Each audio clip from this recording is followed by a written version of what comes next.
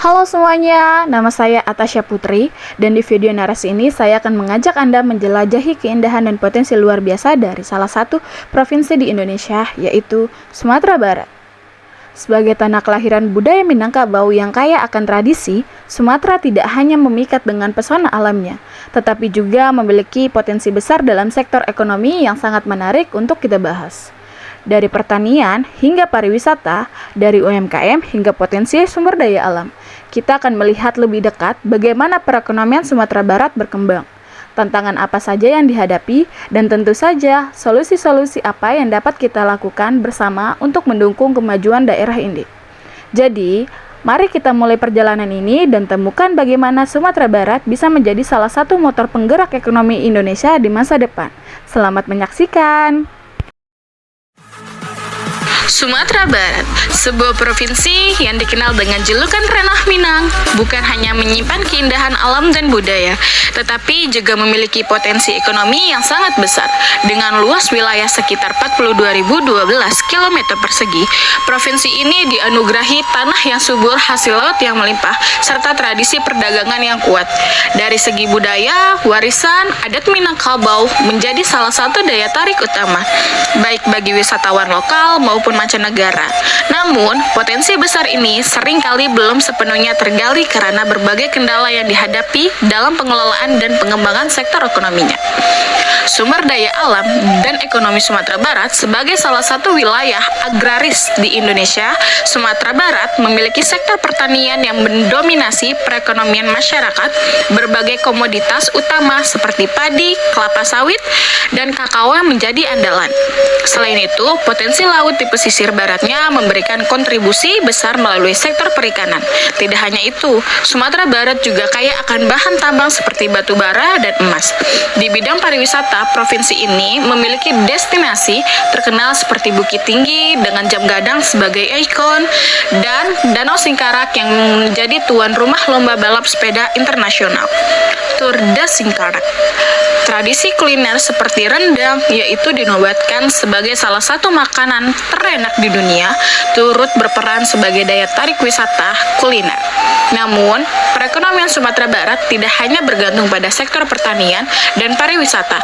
UMKM memainkan peran penting dalam menggerakkan roda ekonomi lokal, dari usaha kerajinan songket, sulaman, hingga produksi makanan ringan khas seperti keripik sanjay. Produk-produk UMKM ini memiliki peluang besar untuk berkembang lebih jauh. Namun, meskipun memiliki banyak potensi, Sumatera Barat menghadapi sejumlah tantangan dalam mengoptimalkan sektor-sektor ekonomi ini. Masalah ekonomi di Sumatera Barat: 1. Infrastruktur yang terbatas. Meskipun Sumatera Barat memiliki luasan cukup besar, distribusi infrastruktur yang belum merata menghambat aksesibilitas di beberapa daerah. Banyak daerah pendalaman yang belum terhubung dengan baik melalui jalan yang membadai, membuat distribusi hasil pertanian dan produk lokal menjadi terbatas. Di sektor pariwisata, infrastruktur yang kurang baik juga membatasi kunjungan wisatawan ke destinasi-destinasi unggulan. Dan yang kedua, produktivitas pertanian yang rendah. Sebagian besar masyarakat Sumatera Barat bekerja di sektor pertanian, namun produktivitasnya masih rendah karena bergantung pada metode tradisional dan kurangnya penerapan teknologi pertanian modern. Hal ini mengakibatkan hasil pertanian yang tidak optimal dan mengurangi daya saing produk pertanian lokal di pasar nasional dan internasional. Ketergantungan pada beberapa komoditas seperti padi dan kelapa sawit juga membuat perekonomian rentan terhadap fluktuasi harga di pasar global. Yang ketiga, keterbatasan akses modal untuk UMKM. Banyak UMKM di Sumatera Barat yang menghadapi kesulitan dalam mendapatkan akses pembiayaan, proses pengajuan kredit yang rumit, dan syarat yang sulit dipenuhi oleh pelaku UMKM, membuat banyak usaha kecil kesulitan untuk berkembang. Selain itu, banyak UMKM yang belum memiliki kemampuan dalam manajemen bisnis yang modern, seperti pemasaran digital dan pengelolaan keuangan yang efisien. Yang keempat, pariwisata yang belum optimal. Potensi pariwisata di Sumatera Barat masih belum dimanfaatkan secara maksimal, meskipun memiliki destinasi alam yang indah. Sektor pariwisata belum memiliki sistem pengelolaan yang profesional dan terorganisir dengan baik. Pandemi COVID-19 semakin memperburuk sektor pariwisata. menyebabkan penurunan tajam jumlah wisatawan, sehingga banyak pelaku usaha pariwisata yang terpaksa tutup. Yang kelima, kurangnya daya tarik investasi. Investasi di Sumatera Barat masih terbatas karena kurangnya promosi dan informasi yang cukup mengenai potensi ekonomi daerah. Selain itu, proses perizinan yang kompleks dan regulasi yang belum sepenuhnya mendukung juga menjadi kendala bagi investor asing maupun domestik. Yang keenam, kerusakan lingkungan akibat eksploitasi sumber daya alam. Pengelolaan sumber daya alam, terutama dalam sektor pertambangan dan perkebunan, seringkali tidak berkelanjutan yang berpotensi merusak lingkungan. Kerusakan alam ini dapat berdampak pada kelangsungan sektor pertanian dan pariwisata yang bergantung pada sumber daya alam yang sehat dan terjaga. Solusi untuk mengatasi masalah ekonomi di Sumatera Barat. 1. Pembangunan infrastruktur yang merata. Pemerintah harus mempercepat pembangunan jalan, jembatan, dan pelabuhan terutama di daerah pedalaman untuk meningkatkan aksesibilitas. Ini akan mempermudah distribusi hasil pertanian dan mempercepat perkembangan sektor pariwisata. Peningkatan infrastruktur digital juga penting untuk mendukung pertumbuhan ekonomi digital di daerah-daerah yang belum terjangkau jaringan internet. Yang kedua, modernisasi sektor pertanian. Melakukan pelatihan kepada petani untuk memperkenalkan teknologi pertanian modern seperti penggunaan irigasi otomatis, alat mekanisasi, dan teknologi informasi untuk memantau hasil pertanian. Mendorong diversifikasi produk pertanian untuk mengurangi ketergantungan pada komoditas tertentu. Misalnya, mengembangkan produk hortikultura yang bernilai tinggi dan bisa dipasarkan lebih luas.